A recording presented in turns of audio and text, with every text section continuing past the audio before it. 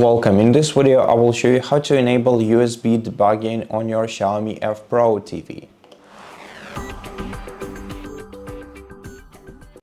First of all, navigate to the gear icon on the side of your TV to open settings. Then on the list of all settings, select device and software tile and go to about section. Then press OK or select button on your TV option until you see the you are now a developer notification at the bottom of your TV screen. Then go to the previous menu and then select developer options.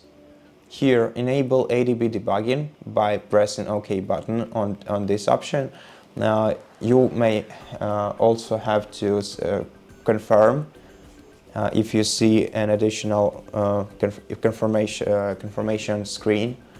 And after that, turn on USB debugging by navigating to the USB debugging option and clicking OK or select on your remote control. And so that's how you do it.